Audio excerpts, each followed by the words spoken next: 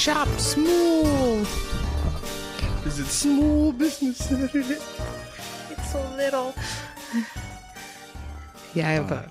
Okay. Yeah. This is from our Emily Post etiquette book. The chapter, Representing America Abroad. Oh. Subchapter, No Comparison. No comparison is what it's called? Don't compare everything you see with the United States. We may have taller buildings, bigger automobiles, newer supermarkets, and less poverty. But no one wishes to, quote, suffer by comparison. And it is the surest way of alienating your foreign acquaintances. Every country in the world has something to offer that we do not. So remember that the natives there do not necessarily envy us our material wealth. They may prefer their simpler, less complicated existence. Oh my God. Those were the days. You wouldn't even have a chapter like that in there anymore, would you? I mean, it's weird to see the sort of stereotypical, like, shitty American attitude put formally in a book about etiquette. Like, yeah.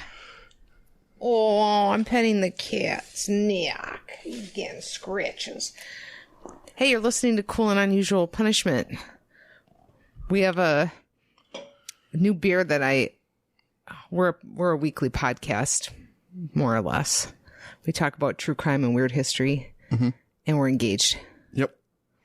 And I bought this beer because it looks wholesome. It's called Point Beer Milkshake Malt Porter. And I've been wanting to try it for about 20 minutes, but I didn't want to do it until we were recording so I could give an honest reaction to it. Cheers. Cheers. Oh. That is a heavy beer. That is creamy. I'm tasting everything in there. It says it has chocolate, wheat, malt, cocoa, topaz. Mm-hmm. That's why it's blinging. Okay, so that's very good.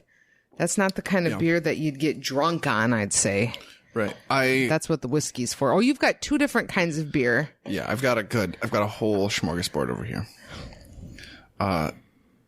Yeah, I say when we're looking for a beer to get drunk, I think we should pick from the row of beers we saw when we were shopping of the, I think I called them copyright infringement adjacent. Oh, the Brewing Project beers. There was one that was as close to a high C label as you can get, except the words were different. Mm-hmm. And then there were several Banksy decorated the protester throwing the flowers or whatever, but the flower was replaced with whatever flavor fruit of the drink. Yeah. I don't know if those are drunk beers either, though.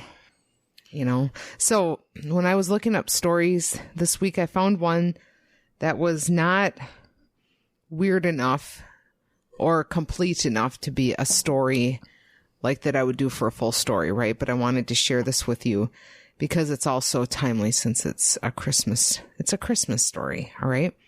So this is we're going to go back to the 80s. 18-year-old college student Joe McCarthy returned from college in June 1987 to his Wausau, Wisconsin home when he was killed in a car accident. His parents wondered if they would ever learn if he was okay. Like, I think post-death. Okay. 3 days after the funeral, Joe's father was in the garage when he found the angel that topped the Christmas tree, which was odd since the tree was in the attic and it was June. While Joe's mother was vacuuming, she found another Christmas ornament on the floor. They found that Joseph was written on the ornament, and they felt that it was a sign that he was okay. This was featured on Unsolved Mysteries. That's the whole thing. Like something. I don't know. This is chipping away at the credibility of Unsolved Mysteries, right? I was going to say, I didn't think anything could.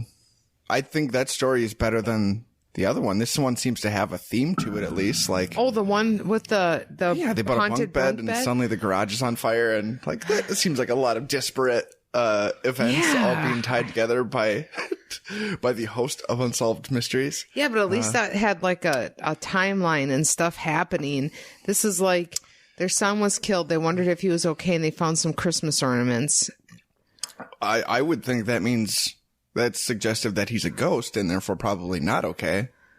Or at least he hasn't passed on yet. Do you believe in ghosts? I don't actively disbelieve in ghosts. Is this like how you feel about God? Yeah. I think the signs of God that, you know, the things people claim as signs from God are as insincere as what you find in ghost shows. I don't think...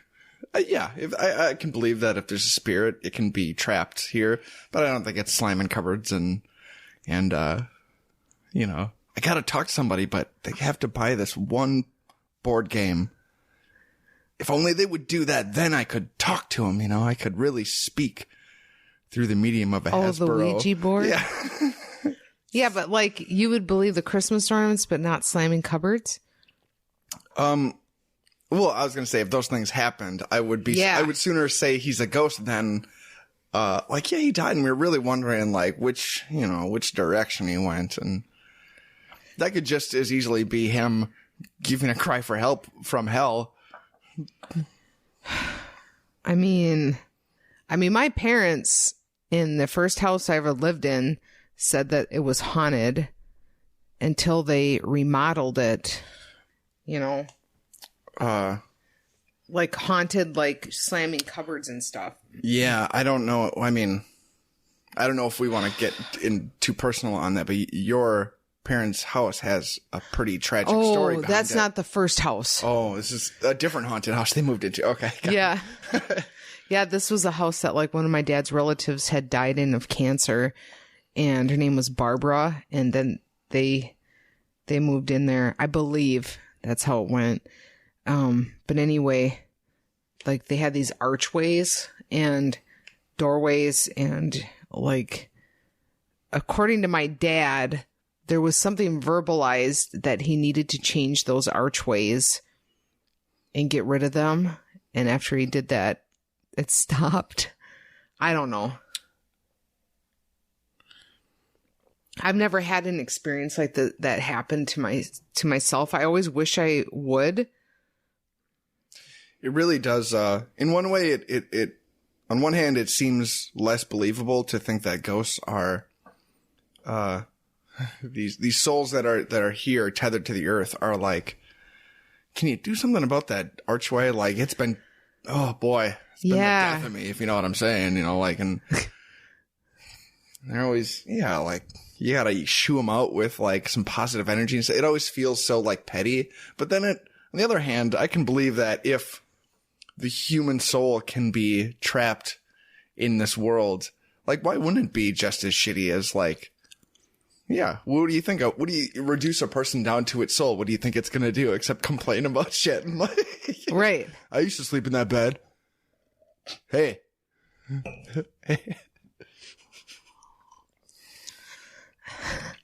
I hope there's no shortage of very real alive dudes breaking into houses and standing at the foot of beds. So right. I would certainly believe a ghost would do it too. And you know what I was going to just say? When you said the thing about the bed, I was like, what? And then I recalled once in my life having a relationship with somebody and like going into the basement at some point and like being like, what is this? Oh, it's a hospital bed. Oh, it's a hospital bed their wife died in. Like, doesn't that feel like a big nope? You allowed to request that? Or? It was, she died in that house. Oh, okay. Yeah, like, you know, you can get hospital beds for home. And when I asked about it, the rationale was such a boomer response. It was like, that's still a really good bed. Yeah. Like, okay. Because I was wondering, like, you know, if there's somebody who died, you know, if you're going to say, I used to sleep in that bed, you know, it's like yes, that guy is going to, when he gets sick one day, the doctors are like, we're going to send you home, but you're going to need, like, here's some things you're going to need to get. And like, I knew it. I had a hospital bed once. Did I tell you I once got to tour the kind of basement of a funeral home where a friend of mine's in high school, his father ran a funeral home. Oh, like you haven't told me this, but I know. And so we went. This is a very upstanding young man. I will say the mortician, his father was a very upstanding man. Was he a nice man? Very well liked in the community. Like he performed he prepared like his own wife when she died. And despite all that, like he runs the funeral home with great sensitivity and tact. His and wife is also died? like a biker, and he's very friendly. He was a very generous guy. Yeah, he was great in every way. But we got to go down in the basement of the funeral home, and few of my memories were, one, the embalming room. We walked in and he flipped the light on, and the first thing I saw was an enormous red stain all over the floor. It was like fluid, some chemical they used that had stained the floor, but like, ooh, that'll freak you out when you flip the light on. But then also, was he like, boys, do you want a tour? No, this was the son. Oh, did his dad? Freaky shit. Did his dad know he was doing it? I don't know. I don't think there wasn't anything really like. I don't think we weren't allowed, but his basement, like, you go far enough back and it gave way to like an older basement that was just carved into the earth and like some stone, and it really got kind of creepy back there. And we went all the way back, and there was a tiny little door that clearly was like hundreds of years old because it was made for people who were like a foot shorter, you know? Yeah, my parents have a door like that. And we opened the door up, and it's a little stone room, and there's just like an old fucking hospital gurney in there. I don't fucking know. It was weird. Real scary. Huh. Well, actually, could I do my story first? Because this is actually pretty close to what. I was going to suggest, actually, in case you mess it up again. I am going to have to pee here pretty soon, and I'm not turning it off until we're done. So you can just do some musings. Oh, do you want to go to the bathroom right now? Yeah, I will. Okay. I'll, while you're gone, I'm going to tell a story I told to you.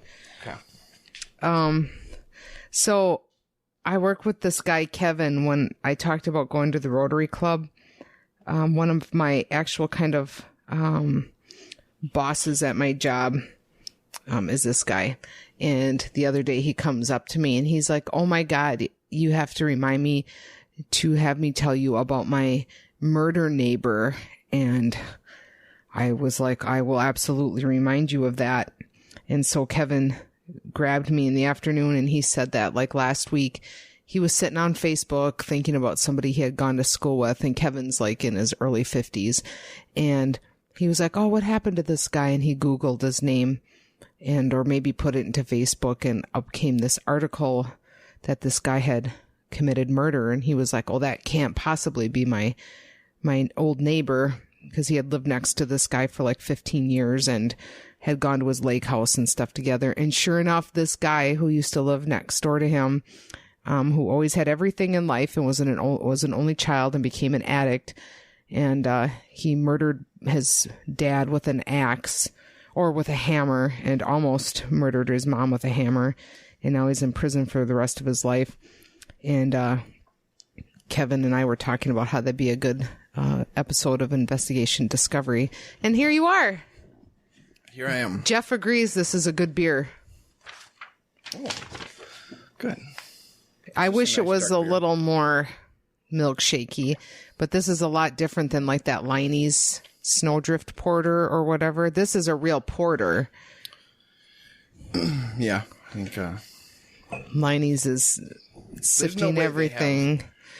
150 vats there. I think they're that's like food coloring to one beer and that's like a Chinese restaurant where they have like the brown sauce and the red sauce and they're just like, okay, so we have like these bases, like 3 different bases, honey vice and berry vice, the shandies. It's all lemonade, and they just dump something else in. What's your story? Whoa. So it's not, don't worry, it's thick. It's a big book. But it's not a story as such. It's a crossword puzzle. It's I did a little deep dive into exorcism. from a show we were watching last night. Oh my God. Got me thinking about the role of an exorcist and what the qualifications may be and how you go to seek out an exorcist and what, Like an exorcist is the thing. Isn't is a poltergeist the exorcist is the person that makes it go away? Correct. The exorcist is the priest. See, I've always that makes sense since it's an exorcism. Mm-hmm. For some reason, I always kind of thought the exorcist, was like the thing causing problems. But okay, yeah. So I have several sources that I looked into here because there's not one official kind of central exorcism group. I think the Vatican officially maybe lays some claim to, ousting demons. But other than them, there are non-Vatican affiliated Catholic sects that do their own. And the first part I want to talk about came from an old episode of Wisconsin Bound when I first looked into this. And the website I referenced in that episode was exorcismtraining.net. Which is a website which is not up anymore. I had to find an internet archive of it because in the year since I looked at it last, the website is now down. Oh. Exorcismtraining.net. The teacher is Mahavajra, a Buddhist spiritual master, well experienced in Oriental and Occidental occultism. That's probably why it's not up anymore. Words like Oriental. He practiced multiple exorcisms with success, helping people from very different religious backgrounds. So this was a website that kind of gives you a rundown on exorcism, what it is, what you can be possessed by, and then it offered some kits, like an exorcism if you want to learn these skills. Oh, I would, but you can't do it anymore. We'll get into that. Do you have one? First, I want to talk about this because this was on the main splash page. And this I think is important before we talk about exorcism. We want to understand the different levels of possession. At your lowest level, you have a taint. Okay. You're going to need to take this seriously, Jody, please. At this level, subject is only affected by an accumulation of stimulation.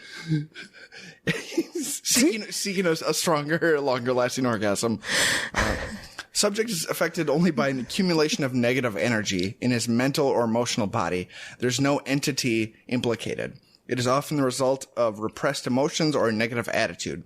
Charging the mantras of the 5 elements will prove to be an efficient way to avoid accumulating taint in our energy bodies. So that's your lowest level. That's not even a ghost. That's just someone's got a bad taint going on.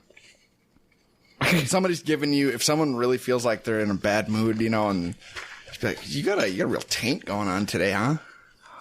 That's one. Well, you don't do that. That won't rid them of the taint, but. So like a taint is like a stain. Yeah. Okay. So the next level up is a succubus. I've heard of this kind. At this level, what was a taint before now is turned into a distinct pocket of negative energy. It is not yet an autonomous being, but left uncured will eventually become more powerful. It usually hangs on someone and sucks on the subject's energy to feed like a parasite. So this is you've dated a few of these.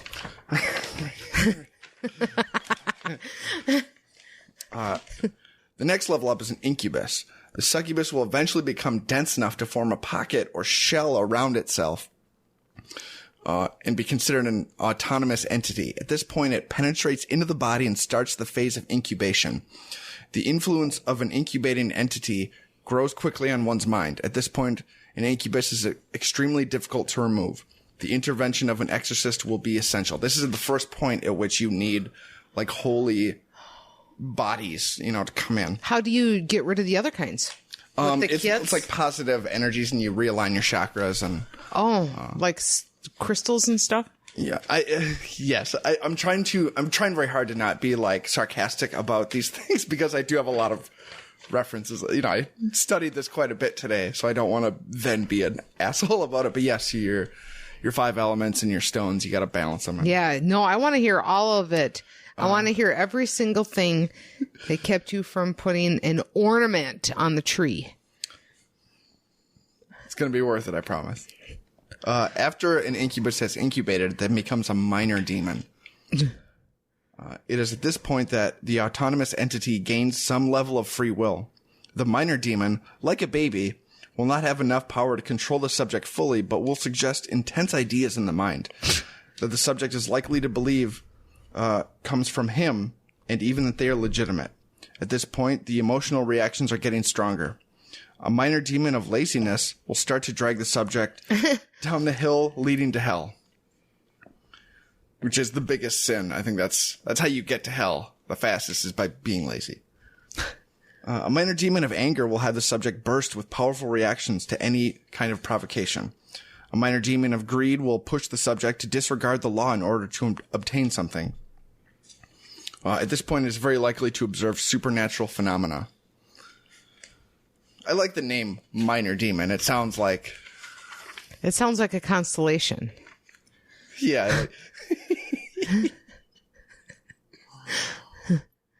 Okay, I'm taking these as look, it's a minor demon. Yeah, I'm taking these as fact. So after this, we get a full-blown demon. At this point, it'll work its way to becoming the owner of the body. For some, this process can take months, and for others, only a few days. It is at this point that the subject will experience the most powerful supernatural events related to the possession. Some cases of possession will not go beyond this point. It is if this specific type of demon requires a human entity to act as a host. And then the final level is full possession. If the demon does not require a human mind to function in a body, it will suffocate the human mind until it has no more existence. The subject loses all free will and is never more convinced that everything is fine. Eventually, the human dies, leaving the demon in full possession of the body, acting however he wishes. It is too late. There is no one left to save. These are the rare cases of full possession, where someone's personality changes drastically to become extremely arrogant, lazy, vicious, disrespectful. It can take years to go from taint to full possession. In extremely rare cases, a few weeks. If the subject had a lot of handles the possessing entity could use, such as emotional trauma, depression, or extreme sickness. Do not be so hasty to declare someone to be possessed. There's a few other types of possession that I won't get into. A major demon. Okay, if you have like one of those first ones, can it ever just... All right, just so I'm getting it. It will slowly progress unless you do something. But if it's at that early stage, you're lucky enough, you can do some of your own interventions and make it go away. Yeah, there's some, curse breaking. Yeah. Exercises and. Have you seen Poltergeist? I have not. Oh my God. Wow. Okay. And then also they mentioned ghosts here under other types of possessions, which I only want to mention because it seems like a little, it's taking a little dig at people who become ghosts. When a deceased person doesn't want to let go of terrestrial existence, instead they might try to come back to life by penetrating the body of a living person. These are the ghosts of people who were obsessed, oppressing, or enslaved to desire, drugs, people who are abusive, violent, or extremely arrogant. It is easy to protect oneself from these kinds of possessions. So it seems to be suggesting that ghosts are just like the shittiest kind of people. Anyway, so on that site, it goes on how you can get these kits that will help you to learn the skills to become an exorcist. And back when I looked this up, I sent them an email, and I asked, I said I was interested in the exorcism kit, and that I'd like some information. Oh my God, I love you so much. This is just what I would do. So I'd like to read to you what I got back. And it doesn't start on a strong footing. Greetings, Michael. Oh, Jesus. I am... Okay. I am Mahavajar's assistant, Shivani. He is busy and doesn't reply personally to his messages. According to your request, we're pleased to send you for free the Exorcism Training Kit. The Exorcist Training Kit is divided in 2 parts. The first one is to develop the skills, the power, and the abilities to handle an exorcism. The second part will train you to perform it. In this email, you will have the first part of the training totally for free. The second part will also be given for free when you finish training this one and have charged all the processes given. The second part is not provided due to the sensibility of it and with the intention to avoid difficult experiences in your life. If you watch them before having developed the tools. It seems like they're suggesting that this is like you don't want part 2 if you haven't charged the right. Yeah. Like, well, you have to do the work. Flip your brain inside out. The second part will be provided just when you finish training the first part. Finishing training of the first part of the exorcism kit does not make you an exorcist. You must finish 2 trainings to become a Buddhist exorcist, which in itself is a little strange. I always heard of exorcisms being a Catholic thing, or at least a Christian kind of, tent. Yeah. Buddhist exorcism seems like that's kind of I want to do. So anyway, I got some links to videos, and what it turned out to be was this guy, this Buddhist spiritual teacher, videos from a seminar he was giving, and is this like Isha? Is it an old guy? It looks. He wasn't that old, and it didn't seem that cultish. It seemed more like low rent spirit con. He's in like a really drab looking convention room, and he's not talking about. There were 3 videos, and I watched them all, and you can't get them anymore because the website's not up. But I remember watching them, and they don't. He's not like, all right, here, like the ghost is coming at you. Here's what you do, like duck, weave, holy water, like demon come out, like the stuff you want. Like it was not about. He's like a Buddhist spiritual leader. Like he's not. It didn't talk about exorcism specifically like it. And there's some low rent videos of him like in his recliner, like seemingly at home, just kind of someone just told him to improv for an hour. So anyway, that was kind of a dead end, but I did, yeah. And I did get a follow-up email, that was just, I don't know if I have it here, but it was like, hello everyone. If you've, it was like, here's a link to more videos, and you just lost steam on it. He didn't give me what I needed. I didn't feel like I had the skills for part 2, certainly, because I didn't. Anyway, so I started looking up other places to find, like, where do I learn, like, how do I enroll to become an exorcist? And I found a few different websites. And there's one main one I want to talk about. But first, I'll go over some of the other ones. Orderofexorcists.com. The Order of the Exorcist with Archbishop Ron Fail. A lot of white text on a black background. A lot of pictures of churches and crosses. And look, we're not affiliated with the Vatican. We are a separate. I've said that multiple times.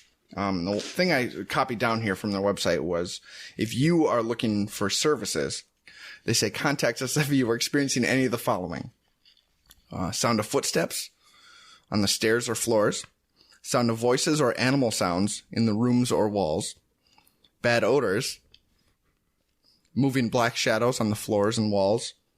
Tapping or knocking noises in the walls or floors. Clock hands moving backwards. Bit of it really ramps up from like a bad smell to your compass dial spinning wildly. Lights turning themselves on and off. Electronic equipment such as radios and televisions turning on and off automatically. Black human-shaped figures that move or stand. Black clouds of smoke that move around and do not dissipate. An evil spirit that is interacting with you or a household member. Or demonic possession. Those are just kind of these are all times where you might want to call an exorcist. This is a wide range of. I mean, you never know. That's the thing. You don't know if it could be a demon or it could be, like a bat. But you don't know until you another, and I don't have anything on this, but another group I found was the American Association of Exorcists. See, now that just automatically sounds credible. Just well, throw I'll tell you American Association. Well, I'll tell you their website is aaeok.tripod.com. Tripod? What's that? That's a domain service from 1975. Well, that's because they're old. They're established. Yeah. They got on that hot domain very early. Yeah. And their website wasn't much of anything except course listings and some prices for which is really what I wanted to get into, is because a lot of these are you want to be an exorcist, here's a school, here are courses you can take. So the one I do want to talk about is the International School of Exorcism with Bob Larson, the real exorcist. And I have a picture of him here from his store page where you can buy different seminars and things. This is just a DVD you can buy from him. And I'll hand that to you without comment. You can just describe. Okay, it's Pastor Bob Larson from the Spiritual Freedom Church. This looks like when I used to make like homemade CDs in like 2001, and like I thought it was amazing that I got this software that would print on a sticker. Did you have that? Yep. Oh, you did? Yeah, you can never.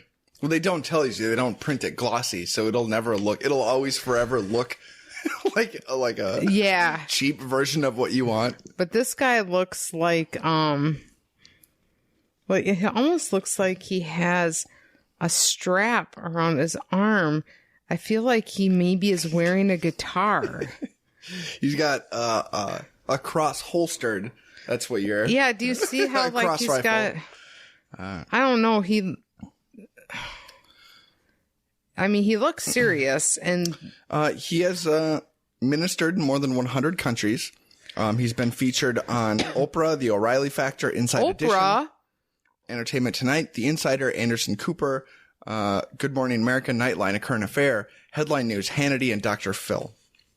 So he has made the rounds. Whoa. Okay.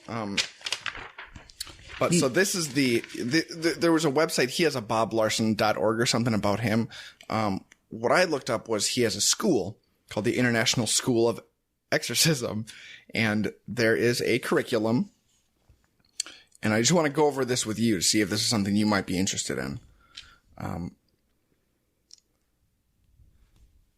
Now this course, the curriculum to become an exorcist, this is a $500 course. This covers everything. Starting with the apprentice level, where you'll learn to casting out demons in the Gospels, exorcism in the apostolic age, early church exorcism. This is your history. This is your history of art sort of classes. Your big, it's 100 exorcists to be all, and you're just. We've all taken art history, right? We all took those classes. No. Okay. And then you go up to warrior level. Okay. Now and it's called that? Now it starts getting exciting because now you're becoming a spiritual warrior. Covering the keys to spiritual warfare, Catholic exorcism, Satan and the origin of evil, organization of demons, legal rights. Good to know. That's the only thing I'm interested in so far. Strongholds and curse breaking. Okay, that one. Then finally, exorcist level, inner healing, multiple personalities, psychology of exorcism, angelic assistance, and how to do an exorcism. So all three of those levels you'll get for $500. But then underneath that, it said all new, Advanced Academy of Deliverance. Now this is $1,000, and that is on top of, you have to take your $500 course load and then pay another $1,000. Don't do this as a joke. So we're getting married. If it was a little cheaper, like I know I have to. We're getting married. Okay, don't. I love you. You're talking to me as if we left a meeting in Bruce, Wisconsin and had to tell me that the people I thought were very nice were in fact cult leaders, and just to stop. I know. Stop being brainwashed. Yeah. This seems like a great deal. I don't know. They seem nice. They seem really upfront. Tyler, it's a cult. It's a cult. Yeah, but they said it's not a cult. They said like right away it's not a cult. Yeah. Legally, they can't say that. That's like, that's why it's a cult. So anyway, in these expanded 10 modules, students can fulfill their calling and expand their understanding of spiritual warfare in a way never before possible. And the only thing I have left here God, that sounds boring though, doesn't it? Most of that stuff doesn't sound interesting until you learn how to do them. Like, I don't want to hear all that history stuff. Yep, there's a lot of history in the warrior level. These are some of the courses you'll take. That's just like stretching it out. That's what they're doing. You know, these are some of the courses you'll take under the warrior level. The Catholic Approach to Exorcism, Parts 1 and 2. Those are separate classes. Satan and the Origin of Evil. Hierarchy of Evil. Survey of Demonic Activity. Legal Rights and Strongholds. And then Curse Breaking. Exorcist level, healing the fragmented soul. Those are things you can't, you really need your foundational, you need to know how to draw in perspective before you can. Yeah, this sounds like you just have to become a priest. That's the other thing, is a lot of these are like, you can apply to these schools, and the application is like, are you a priest? Do you believe in the Holy Trinity? Do you believe that Jesus died and then rose 3 days later? Like, it's like a Bible quiz.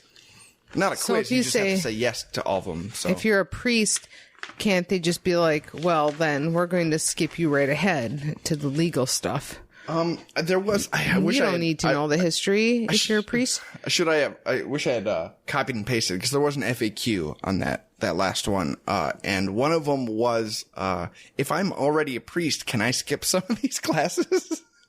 I'm sure it's like, no, we frame them in such a way that, when you were learning about these things, it probably wasn't for being an exorcist.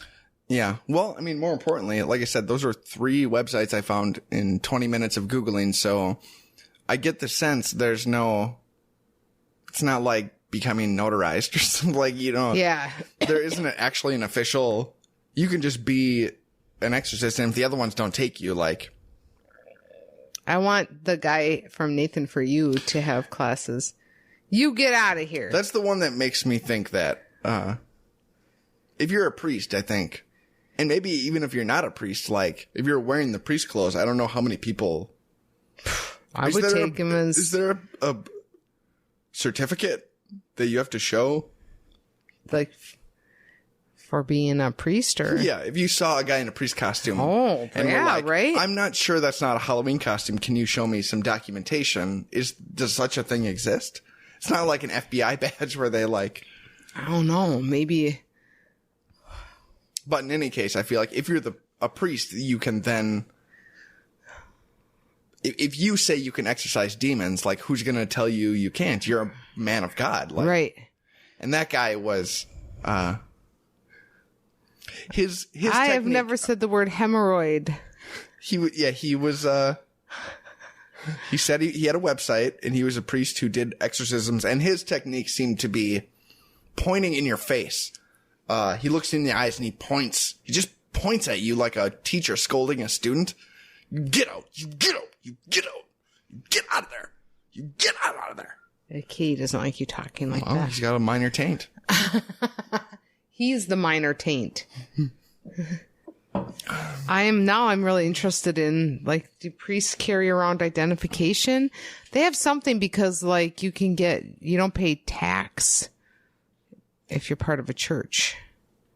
So you must have something. The members of the church also don't pay taxes? Oh, no, just like the church itself, and like I think the priest. Well, I think isn't that like a pretty big tax loophole, because there's not enough documentation regarding what counts as a church. Yeah, well, and just in general, churches not paying taxes. Like, what's that all about? Like, anyway. So let's talk about something bad. Oh, take another shot with me and let's talk politics. Yeah. I was like, oh no, if my friend Tara's listening to this, she's not going to like it. I'm going to stop it right now. I know hey now. Well, geez, I was sitting around thinking to myself, you know what? I need to find a murder that's really sad and involves some bad situation. So I found one. On June 13th, 1977, Lori Lee Farmer, age 8, Michelle Heather Geis, age 9, and Doris Denise Milner, age 10, arrived for Girl Scout camp at Camp Scott in Mays County, Oklahoma. That evening around 6 p.m., the 3 girls, who had met for the first time earlier that day, sought shelter from a thunderstorm in tent number 8. The following morning around 6 a.m., a counselor discovered the lifeless bodies of the 3. They all had been sexually assaulted and badly beaten. While Farmer and Geis had been bludgeoned to death, Miller had been killed via strangulation, and all 3 of them had been raped in one way or another. After the Girl Scouts were murdered, their corpses were shoved into sleeping bags and left on a trail approximately 150 yards from the tent the 3 of them shared. These are known as the Girl Scout camp murders. Dun, dun, dun. You want me to keep going, or do you have a problem already? I can tell sometimes, like, right off the bat, like, this is going to be a hard one to make jokes fun about. of. I know. No, you're going to find a way. The next morning, he finds them, I don't know, playing music together, alive and well, hopefully. Yeah. It sounds like you're describing, like, this is the synopsis to, like, a horror movie, I think, like it. Oh, no. Okay, it's real. All right. Yeah. Raped, too. Okay, yeah. Yeah. That's the worst. That's the worst of it. Yep. Okay. Well, and I parsed some, I kept it short as far as those Okay, things so the go. girls go there the first night. Yeah. Next morning, they're found raped, killed, and stuffed into sleeping bags. Yep, and they're 150 yards from their tent. So, what was weird when I was reading about this is, like, there was a bunch of accounts about this place, like, over time, and they all talked about how dark it was. Like, I don't know. Physically or emotionally? Physically, like, there just must not have, I guess it's a camp, or maybe it was just these young girls, if you're coming from the city or whatever, and you're used to lights. I don't know. There was just a lot of weird commentary on that. So it's real dark, like the camp counselor was like, we're going to play a game where I tell you my stories from Vietnam. And I don't know. It was real dark. It was a real dark place. Yeah, that sounds more like, what's his name's book? The Hearts of Men. Nick Butler. Maybe we'll bring back Butler in the Wild, where I make up stories about what Nick Butler is up to, sometimes based on reality because I follow his boring Instagram. So, on the night that these 3 girls had all this stuff happen to them, several campers and counselors heard disturbing noises. At around 1:30 a.m., multiple people heard moaning sounds coming from the direction of the murdered girls' sleeping quarters, tent number 8. A counselor investigated the noises but couldn't find the source, so she went back to sleep. Approximately 30 minutes later, a camper in tent number 7 was awoken when someone with a flashlight opened the flap to the tent. At around 3 a.m., a Girl Scout heard a scream come from the section of the camp where tent 8 was located. At approximately the same time, another camper heard a scream, followed by someone crying for their mother. Unsure of what to do, the Girl Scout went back to sleep. Oh my fucking God. This was the first day. They hadn't yet learned, like... Well, yeah, but, like, you don't when you hear somebody crying for help, don't put the pillow over your head and go back to sleep. But these are, like, Girl Scouts. Girl Like, I was a Girl Scout. Like, come on. I don't know. I guess you're 8 and 9 years old. Like, if the boys... Okay, if the boys heard that kind of situation... They probably wouldn't know what to do either, I guess, right? they'd probably be scared by it. Yeah, we talked about the bystander effect. Yeah, and right. if you also include that it's children, like, already in a weird, like, new place, like, they don't... Yeah. There's an incentive to not rock the boat, like... Yeah, they're probably this is what the woods are like, huh? Like, a lot of screaming and flashlights. Yeah, it's like, this is what I hear at home. One camper awoke to blood, like, being poured on their face, and like... They just went back to sleep. You said one of the counselors heard moaning coming from the tent. Oh, a lot of people did. They investigated and couldn't find the source, so did they not look? Well, I walked around the tent, and then It's so dark. I couldn't find the source of, See, you were worried about making this tent. funny. I have to do it now. I have to front load it because Yeah. this is on our timeline here. They're not dismembered and Right. nailed to a tree or something yet, so I have to get it in now. Well, and the fact that there was like somebody in a tent right next to these had their like So what is that? That's flashlight opened with the flashlight. Assuming that's not the counselor from earlier. Yeah, this was a camper. Like Had somebody open their tent. I mean, the person with the flashlight. Like it wasn't. Assuming it wasn't a counselor investigating sounds or something. Oh, then- yeah, there was like then 30 did that- minutes later. If we assume the worst case scenario, was that person like they opened the tent and was like, "No thanks, I'll move on to the next tent." Like what? Possibly. Although 30 minutes ahead of that, that's when the noises were heard. And then it was 30 minutes later that somebody had a flashlight. Someone with a flashlight opened the flap to their tent. Maybe they were just too tired to kill anybody else. It's like, oh my God, there's 3 more in here. I can't do anymore. I'm done. So in April, 2 months before this happened, there was a training session held at Camp Scott. The weekend ended prematurely when a counselor's cabin was ransacked and a disturbing note was found in an empty box of donuts. There was a handwritten note in it that said, "We are on a mission to kill 3 girls." Someone had also created an effigy of a man, which he hanged from a tree by its neck. While both the effigy and the note were strange and upsetting, the letter also mentioned Martians. The camp administrators dismissed the entire series of events as a tasteless prank.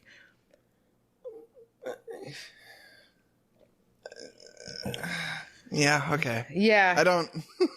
I mean, When you tell the first part and then jump back 2 months, it seems very clear.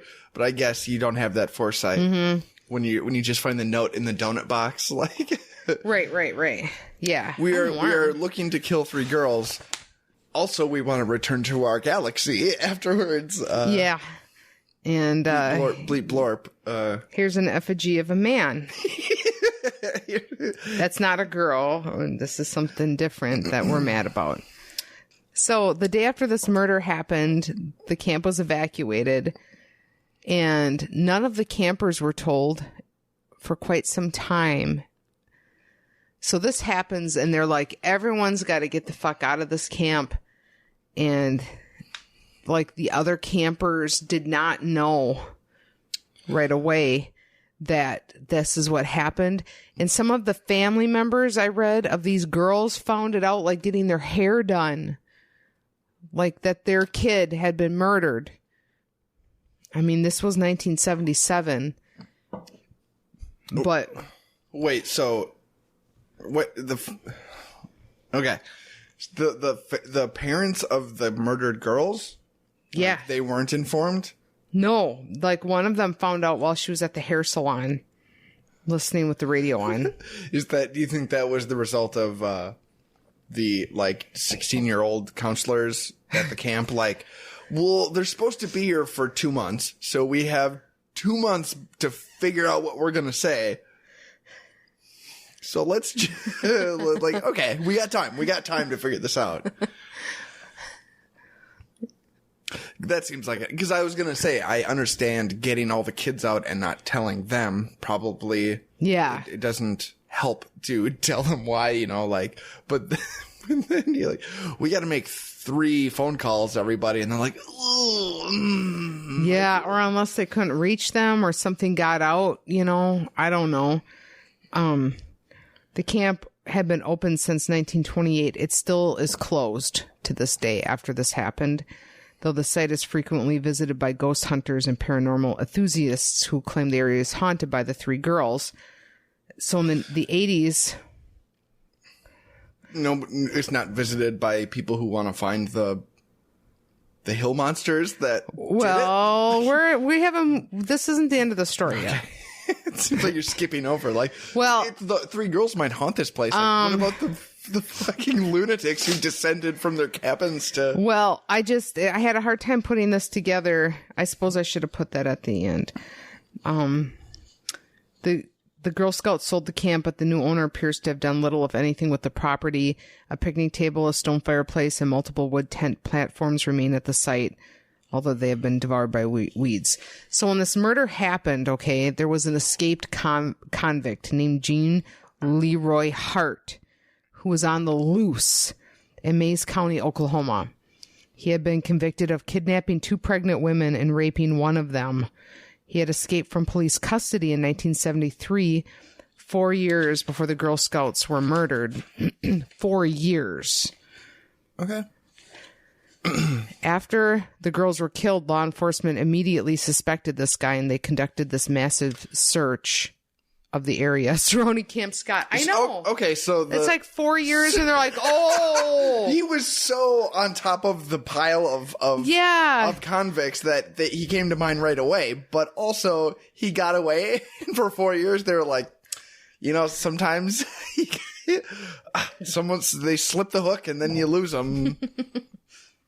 You know, I bet this is that guy that ran up into the woods and said, you can't stop me from doing it again. Remember, Rich, he was running. We said, I bet he's going to do it again. And we've been joking about it for 4 years. I mean, 4 years is a long time to be,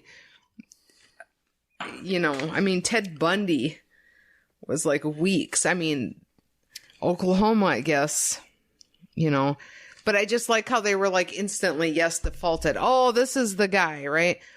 So, approximately 10 months after the girls were murdered, a tip led police to a cabin in Cherokee County. There they arrest this guy that had been on the run. Who got away. Hurt, yeah. So, I don't know. Well, I apologize for the way in which I put this together, but just stick with me. He was tried for the murder of the Girl Scouts. Jury found him not guilty. He did go back to prison for his original crimes, and he died of a heart attack in 1971. So you might be wondering, why did they suspect this guy besides his record, right? 10 days after the bodies were discovered, a number of items connected the killings and the convicted criminal connected to the killings and the convicted criminal were found in a cave 3 miles away from Camp Scott. In the cave, law enforcement recovered photographs Hart had developed. They also found a roll of tape, a pair of sunglasses, and a vinyl case that had been taken from a counselor at Camp Scott. Plus, law enforcement recovered pages from a Tulsa newspaper, a section of which was discovered stuffed inside a flashlight that was found near the lifeless bodies of the 3 young girls.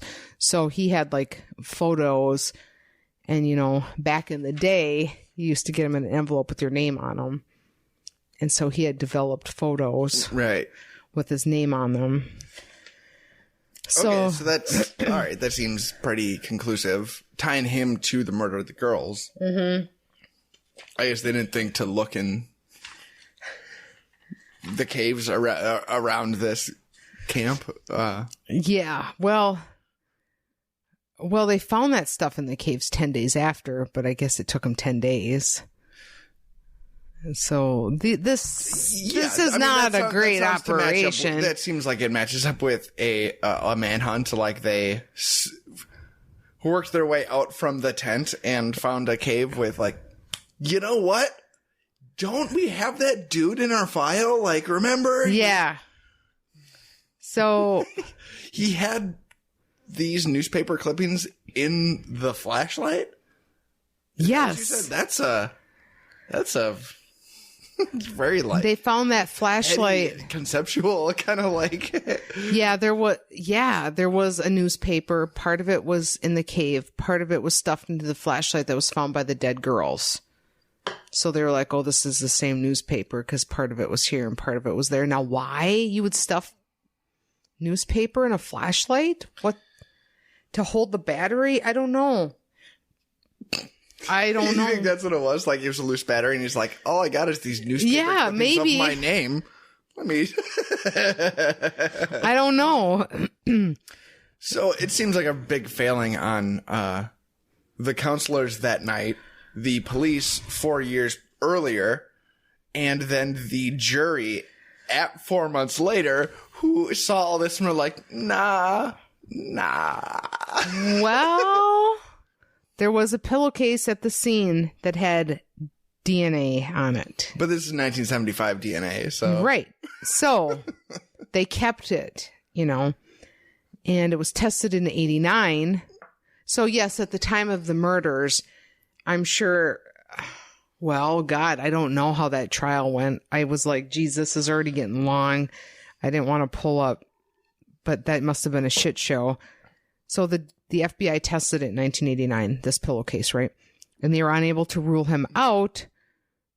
And the test was inconclusive. The DNA sample was not but this was also 1989. This was well, that doesn't, all right. So they couldn't definitively match him to the murders, all right? So, of course, he had already died by this time. So it was just a matter because he was not found guilty of those murders, but there was a lot of people who still felt like he was guilty of them. So in 2008, they decided to test it again because technology is a lot more sophisticated, right? Turns out it was a patch of dog fur. Oh, Jesus. Yeah, technology really advanced. Now we found out it was... Well, it definitely wasn't dog fur, but...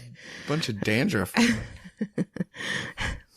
What did they find? What did they find by testing it again? Okay, they tested it again. After several decades, the DNA sample was too degraded for technicians. So that still meant he wasn't ruled out. So, all right, go back to 1989. There was this guy named Reverend Gerald Manley. He contacts the authorities and says he thinks 4 men were responsible for killing these 3 girls. He provided law enforcement with the names of 2 of the people he said killed the girls, and while officials investigated the tip, they couldn't link them to this murder. This guy said he went to Camp Scott with 4 men whom he claimed needed his Christian influence, and he saw the dead body of one of the girls and 2 sleeping bags that appeared to contain the corpses of the other Girl Scouts. While police have been unable to corroborate the Reverend's story, he reportedly passed the lie detector test when questioned about his claims and provided the same account while under hypnosis. What the fuck is going on in Oklahoma? I don't know. So a outside party said this was a 4-man job. Yeah. He named 2 of them. Yeah. And then that guy also said he was present for, he saw some of this. Yeah. and I don't know if it meant saw at the time or saw a vision. You know what I mean? But he passed the lie detector and under hypnosis. Well, I think we've talked about you can pass a lie detector by pinching the sphincter. So. Yeah, but we also just saw Nathan For You. Well, which that guy they didn't know the trick. They didn't know. Well, that's true. Didn't know the pucker of the butt. But then he passed that, and then police were like, "Hold on, we need to really be sure this time. Can we get a hypnotist in here?" Yeah, he passed it under hypnosis, and he also danced like a chicken and rapped in Chinese. So, well, I don't know if we hypnotized him, and he said, yes, I saw the girls in the sleeping bag. And then we said, now you're giving birth to a baby. And he seemed like he was in a lot of pain. So I think we checked all our boxes.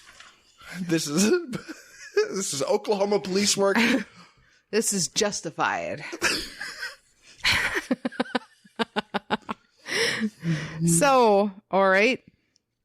Let's go back to those DNA tests that were performed in 2008 on the biological evidence from the pillowcase semen. So when they tested this, what they were able to find is that there was a partial female DNA profile, that it didn't come from two of the murder victims, although they were unable to conclusively exclude the third girl from the sample. So there's another theory. What's so funny right now? Can we put together a Kickstarter to get internet to Oklahoma? Because it just seems like they are just hanging on by a thread, huh? So, there's a small chance that one of the people involved in the murders, if it wasn't, Hart, was a woman. All right. But they don't know for sure that that's not the victim, the third victim. But then one of the victim's mothers says, I've always felt in my gut there was a girl present. Given the DNA results, you have to wonder if there wasn't also a female who took part in the murders. What the fuck? Because it's at a Girl Scout camp, I guess. I know. I've always thought. I always figured it's a Girl Scout camp. So there has been nobody convicted of these killings. All right. There's a lot of people that think that Jean Leroy Hart murdered the girls, but he was found not guilty and he's dead. The victims' parents believe justice wasn't done for their daughters. According to the mothers of some of the victims, one of the reasons Hart was found not guilty of the murders was because he was a former high school football star in Cherokee. All right. So, can we just, are we, what is the legal standing for cutting Oklahoma out of the center of the country like a boil that we just scoop out and throw into the ocean? Well, the fact that this mother, I'm just picturing this jury of 12, like, I don't know, he was in that cave with all the newspaper clippings and then some guy was like, no, but you look, Dave, you went to high school with him. Do you remember that game against the Cougars? Remember the fourth quarter? He threw that ball so far. You've gone to the bathroom 2 times. Yeah. I haven't gone once. Okay, I got a little bladder. Yeah. Why don't you put me in a sleeping bag over it? So, yes, it's foolish, right? I know. And then the mother of one of the victims said that after this guy was acquitted, people cheered and rejoiced. Wow. Again, still went to prison for the other thing he definitely did and then escaped police custody. But yeah. But they fucking loved their high school. Well, our varsity team was like the best though, so. Well, and also like you do have to, like when we talk about all of this stuff that, I mean, there is circumstantial evidence, sometimes things can feel very, obvious. But when you're in a court of law, you have to prove guilt beyond a reasonable doubt, right? And yes, but that does not explain the cheering, since he was a convicted criminal who escaped 4 years ago, and when found not guilty for this, people are like, oh. It's good. He finally had his day in Well, but this was according to one of the moms. According to her, after he was acquitted, people cheered and rejoiced. Why does that have to be according to her? Was there nobody in court documenting this? That feels to me like somebody's mom was like, oh yeah, people were cheering in the streets after that. This is like, I feel like these people are building in their minds some sort of thing where he was a football star. Like, seriously? And because he was Cherokee, like that would have worked to his advantage. In the 70s? Okay. Oklahoma, you don't think they... No, I don't. So then I'm almost done. There's this guy named John Russell in 2011. He was convicted of embezzlement and check fraud. He decides he's going to make a movie about this called Candles. He was in the Ottawa County Jail in 1979, and one of his fellow inmates, Carl Lee Myers, confessed to the killings. The killings we've been talking about? Yeah. I don't know. I don't know. So Myers was a convicted murderer. He died in prison in 2012 while on death row for the 1996 murder of Cindy Marzano. Before his death, police linked him to the rape and murder of another woman, Sean Williams, but officials never connected him to the Girl Scout murders. As of now, Candles still hasn't been released. And he was on the JV team, so it makes sense. So, the parents have, done some, that would have been years victims' after Bill the of guy Rights and stuff like that. Who originally went to prison died, right? That would have been... Yeah. So for somebody... But, he was hanging out in prison. To be hanging on to that story as of, Well, yeah, and that guy...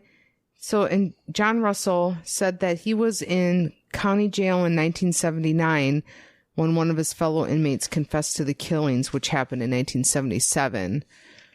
So he was in the county jail, and he was with this guy who... So, anyway. It's not exactly CSI levels of... No. They had one little, hair that they're DNA testing it, and I don't know. It's just well, it was static on the screen semen. Here. It was semen. Let's test it again. Oh, I don't know. We fucked it up the first. It's just everyone. It just seems like some weird the fucking semen amateur hour was in just the labs here.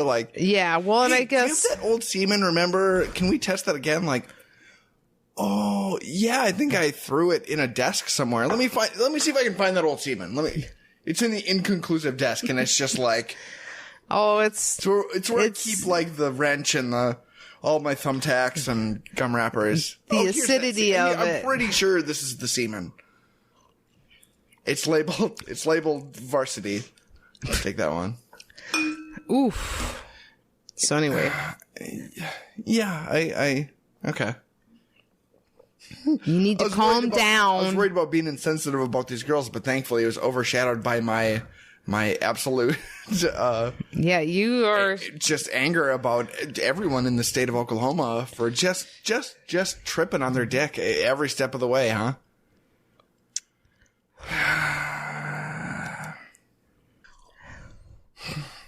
We need to get you off this microphone. This has been I think this is... Well, you're getting angry, is what's happening. We gotta... This will be the after-hour show someday. Will be when I'm getting fired up. This is you can do a Lewis Black podcast That's after right. his... Yeah. This has been Cool and Unusual Punishment. We are back. We have been recording the entire time this time. We have a website, coolandunusualpunishment.com. You can find all our episodes there, and you can email us at mail@coolandunusualpunishment.com. We're on Facebook. Anything else? I have 2 Nazi stories I'm sitting on now. Oh. So next week will be a Nazi fest. And I'll do Anne Frank. All right. We'll see you next week. Bye. Bye.